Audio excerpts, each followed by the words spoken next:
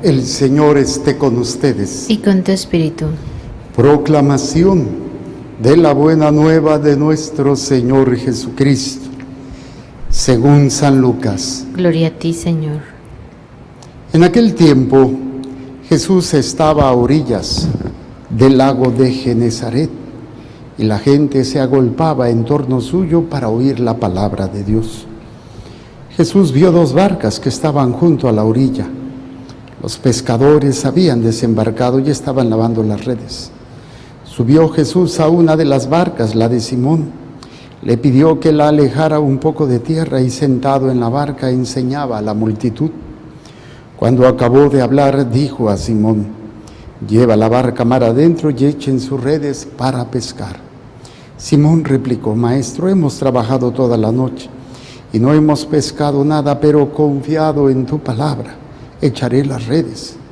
Así lo hizo y cogieron tal cantidad de pescados que las redes se rompían. Entonces hicieron señas a sus compañeros que estaban en la otra barca para que vinieran a ayudarlos.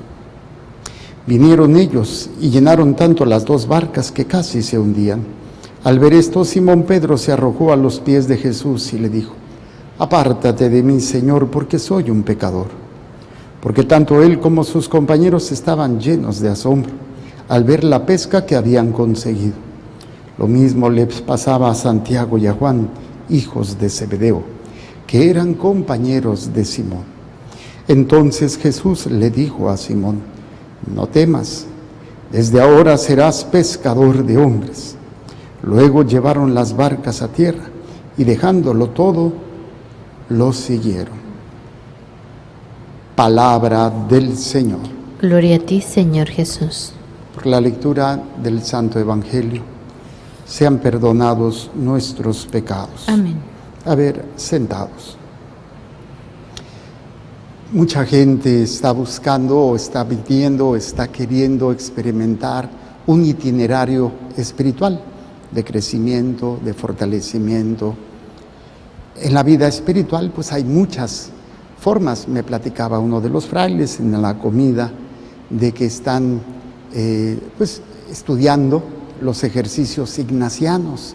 Cada semana pues leen lo que se hace el ejercicio en la semana y lo disciernen, lo comentan con el Padre y van aprendiendo. Y así, espiritualidades, hay muchas, gracias a Dios. Pero pues también tenemos y obviamente el camino que nos marca la palabra de Dios. Y en esta lectura de Pablo a los Colosenses, pues no deja de ser precisamente un itinerario espiritual. El primer paso es el conocimiento, el conocer a Dios. No puede haber ningún crecimiento espiritual si no se fundamenta como primera experiencia el conocimiento de Dios.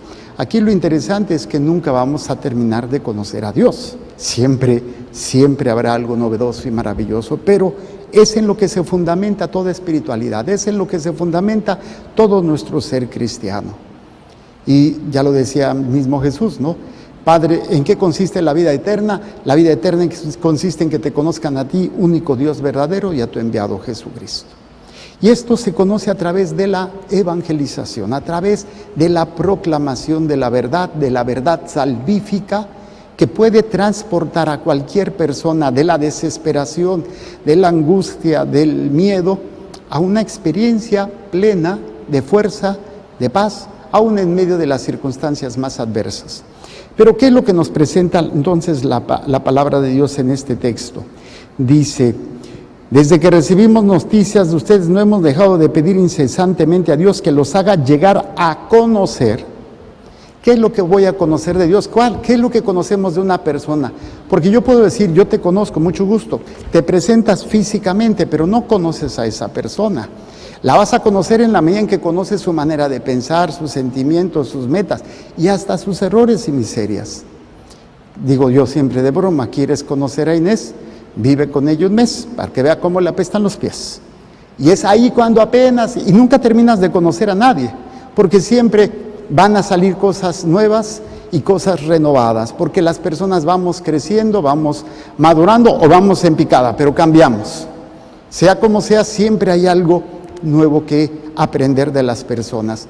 Y cuanto más, pues obviamente de Dios. Y no es porque Dios cambie, sino porque lo que cambia es nuestro conocimiento, el entendimiento que tenemos de Dios. Entonces, es el conocer de Dios.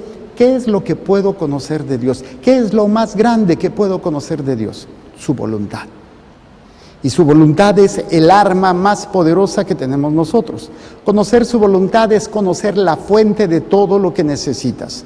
Es conocer la esperanza, la fe, la caridad, es conocer el amor, es conocer la alegría, el gozo, la paz, es conocerlo todo. Porque a través de la voluntad de Dios es cuando podemos encontrar todos estos elementos. Entonces, todo itinerario espiritual se fundamenta y se inicia en el conocimiento de la voluntad de Dios, que es lo que nos presenta Pablo.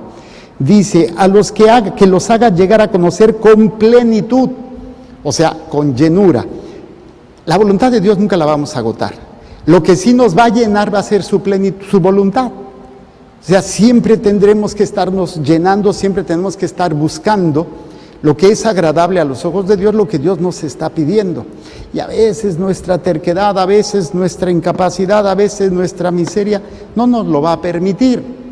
Pero pues es una lucha continua, a llegar a la plenitud, a conocer con plenitud su voluntad, por medio de la perfecta sabiduría y del conocimiento espiritual. Perfecta sabiduría que viene precisamente de dejarnos guiar por la palabra de Dios, por el Espíritu Santo, ¿sí? Que es la sabiduría y este conocimiento espiritual, que no se refiere a un conocimiento gnóstico o esotérico o místico, sino el Espíritu de Dios que habita en nosotros, que nos habla y que nos grita, que gime en nuestro interior, lo dice Pablo, gime en nuestro interior como una mujer queriendo dar a luz, hasta que se manifieste en nosotros la plenitud de la voluntad de Dios. Entonces, conocer de Dios su voluntad a través de la sabiduría y a través de esta experiencia o conocimiento espiritual. Conocimiento espiritual no consiste en conocer la Biblia, conocerse de pies a cabeza, de atrás para adelante y de adelante para atrás, toda la Biblia. Conocimiento espiritual es el conocimiento de Dios, del amor de Dios por nosotros. Y en la medida en que yo me vacíe de mí mismo, es en la medida que la voluntad de Dios podrá entrar en mí e iré conociendo cada vez más el amor y a Dios nuestro Señor. Entonces, ¿a qué me va a llevar esto? Yo les decía al inicio que es como un itinerario, como un crecimiento o una forma de vida muy concreta.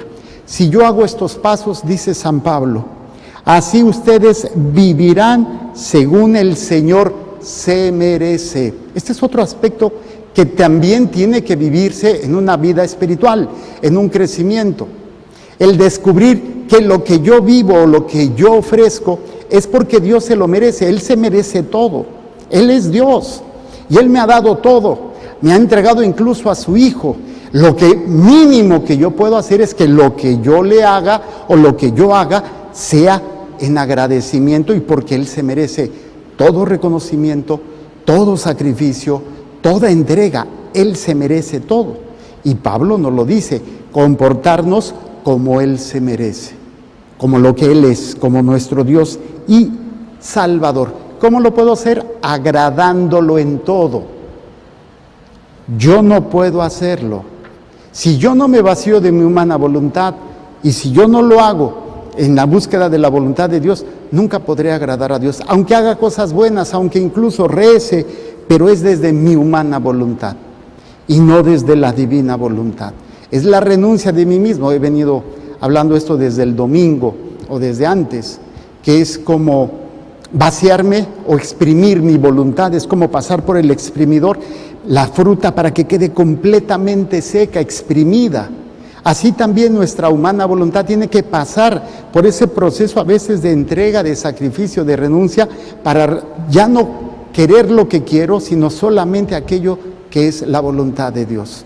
Y en esto le voy a agradar. Ahora, hasta este momento es cuando empiezan los frutos. Porque mucha gente cree que porque pues ya tuvo un retiro, porque ya tuvo una experiencia, ya va a empezar. Es que Dios te llama a servir, Dios te llama a hacer esto. No, Hay que vivir todo un proceso y es Dios el que marca el tiempo, no somos nosotros. Pero dice, así ustedes vivirán según el Señor se merece, le agradarán en todo, darán fruto con toda clase de obras buenas. Fíjense hasta dónde vienen los frutos. Primero es el conocimiento de la voluntad de Dios. Luego, a través de la sabiduría y el conocimiento espiritual, para buscar agradar a Dios siempre, ¿sí? Y hasta entonces empezaremos a dar fruto con toda clase de buenas obras. Y obviamente esto nos lleva otra vez al principio, es un ciclo. Y dice San Pablo, y crecerán en el conocimiento de Dios. ¿Qué voy a conocer de Dios? Su humana voluntad. Entonces, fíjense qué bonito ciclo nos presenta la palabra de Dios. Primero, Pablo está pidiendo, y es una intercesión, porque es algo que Dios da, no es algo que nosotros podamos obtener por nuestra propia esfuerzo. Dice Pablo, desde que recibimos noticias de ustedes, no hemos dejado de pedir incesantemente a Dios que los haga llegar a conocer con plenitud su voluntad. Entonces, conocer la voluntad de Dios. ¿Cómo? Por medio de dejarnos llevar por el Espíritu, a través de la sabiduría y de este encuentro personal con Cristo, el conocimiento espiritual. Y esto, obviamente, de conocer lo mucho que Dios me ama, lo mucho que Dios se ha sacrificado por mí, voy a empezar a comportarme para agradarlo a Él, ¿sí? Vivirán según el Señor, según se merece Él. Y cuando yo entiendo lo que Dios se merece, entonces todo lo que yo empiece a hacer será agradable a los ojos de Dios.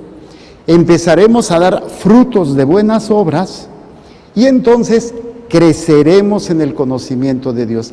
Y entre más conozcamos de Dios, otra vez creceremos en la sabiduría, en el conocimiento espiritual, tratando de hacer de vivir de acuerdo como se merece el Señor, agradándolo en todo, haremos frutos de buenas obras y iremos creciendo. No tenemos este proceso, no hay crecimiento, no hay una verdadera maduración en nuestra vida espiritual. Y es donde muchos, pues, queremos tirar la toalla. ¿Para qué sigo rezando? ¿Para qué hago esto?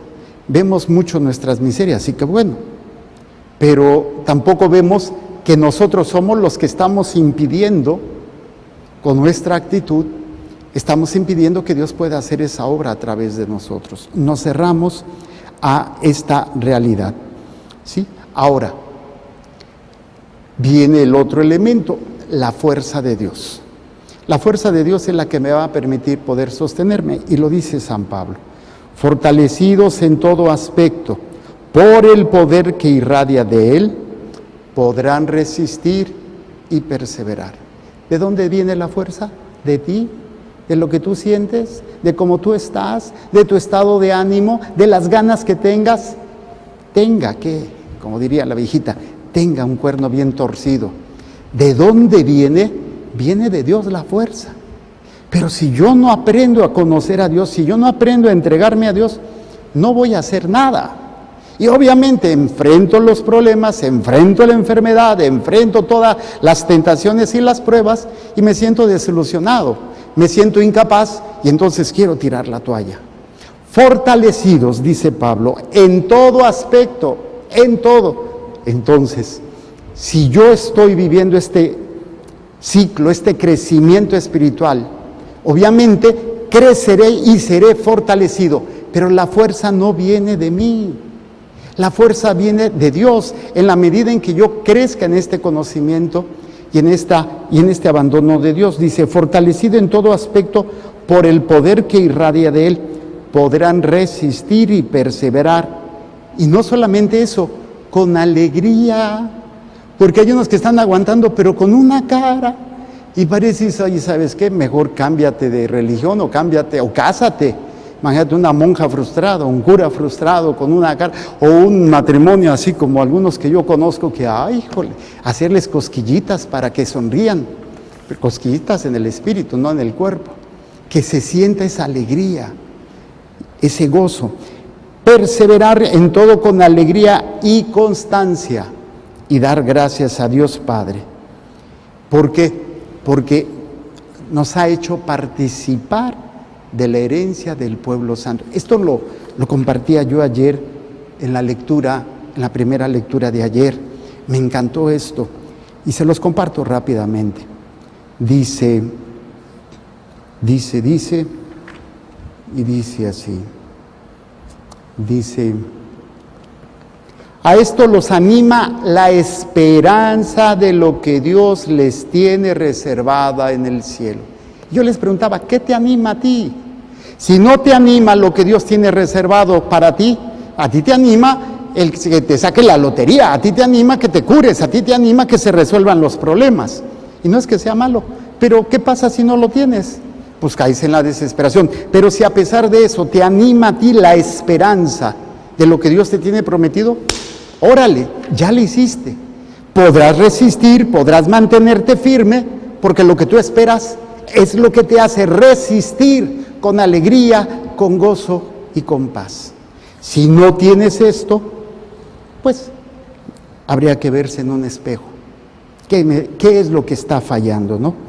Entonces dice, fortalecidos en todo aspecto por el poder que irradia de Él, podrán resistir y perseverar en todo con alegría y constancia, y dar gracias a Dios Padre, el que nos ha hecho partícipes, nos ha hecho capaces de participar en la herencia de su pueblo santo.